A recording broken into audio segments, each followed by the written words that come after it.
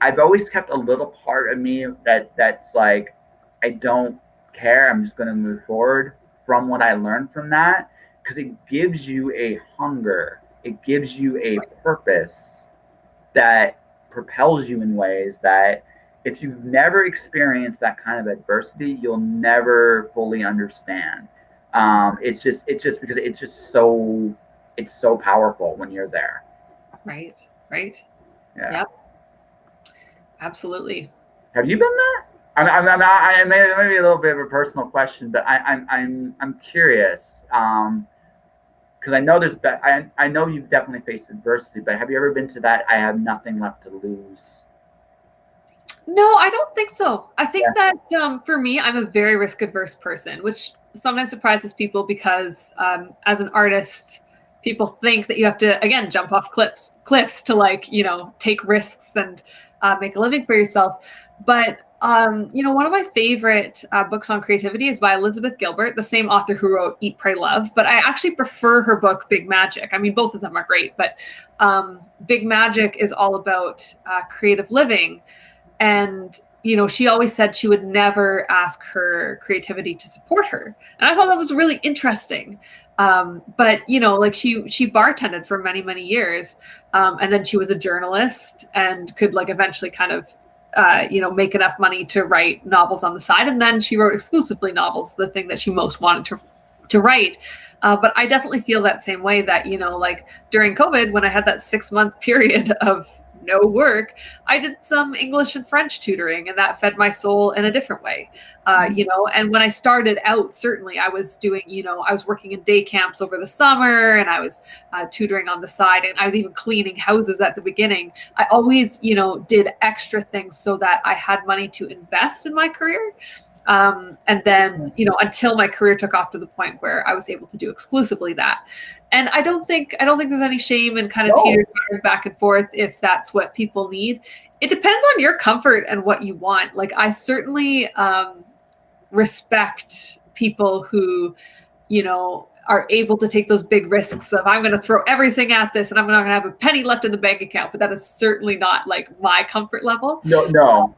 So I definitely like try to like create cushions, where I'm not too proud, I think, to take a second or a third job on the side of my creativity to fuel it and to make it stable for myself if I need to. So I do the same thing. Like in terms of like I've done temp work throughout this time. Like I've made money as a freelancer, but I've done warehousing. I'm probably going to be doing some more warehousing next week. Right. It's not. Feed your soul in a different way. Like you can kind of have that like meditative aspect of work in that context, right? Like there's different benefits to it. Well, that, and also, I mean, it's honestly, and this is just my own personal opinion on this. There's no jobs you're too big for. I wouldn't. 100%. I wouldn't want to do a fast food job anymore. I kind of feel like but I'm not above even doing that at this point in my life, because it's not right. It doesn't matter what my job's not necessarily my identity. It's about what purposes it's serving in this moment at this time.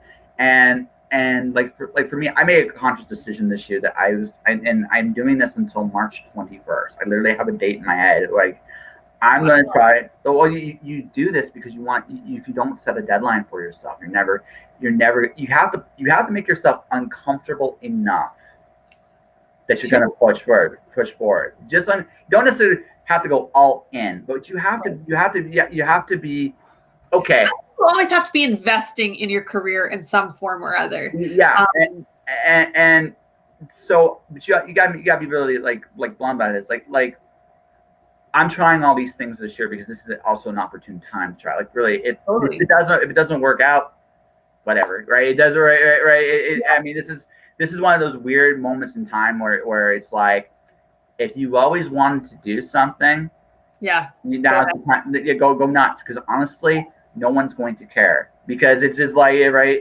They're going to do their thing.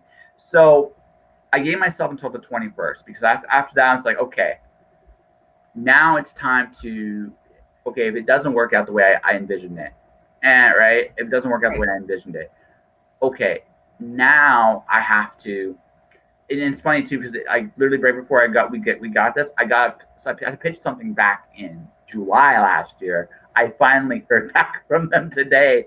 They're interested, but it was like one of those things like you keep throwing things out into the ether. Now, right now, I don't like I know this for me. I do not have it in me to work a full time, like what I'm doing for my side stuff. I don't have it in me to work full time doing it. I just don't. Yeah, I just don't. Flexible side hustle is so key for me to be able to put my creativity first and then do whatever else on the side, right? Yeah. I can't do it. So I know this. So for me, it's been about figuring out who the business end, who I am as a performer, an artist, a marketer, a creative, marketing that, and then now, if it doesn't work out the way I imagine it will, March 21st, maybe I have to go back and maybe I do some other things. That's fine. What's gonna happen is I'm just gonna keep investing in what I'm doing. Totally. Ultimately, I'm going to get that mystery machine van car thing, whatever to do. Maybe I did it right. I do that. I go to where I'm supposed to be. Keep doing what I'm doing, and then in another year or so afterwards, I try again. Because honestly, I at this point, it's like take what I've learned, take how I've grown, and evolve. Like you don't and learn what you. And honestly, I think probably the biggest lesson I learned in this time too, and something you touched on very, very, very, very briefly. Doing what you love. Right. Absolutely. I've grown I've personally grown quite a bit in terms of just the different things I do artistically. Right. But I also just realized I cannot. I was doing audio. I actually did my first audiobook. I realized that I personally I don't mind them, and I still would narrate for people, but I'm not going to make them because it just it's too. It doesn't give me a creative satisfaction to. Sure. Yeah. Right. Everybody has their own things that they like and they don't like, and if you don't like it, somebody else will do it for you. So. Yeah. Exactly. So. Or somebody else will do it, and that's fine too. Right? Yeah. Exactly. No. Hey, there's the whole world is built on that. Somebody else will do it. Yeah. Will do this for me because it's not my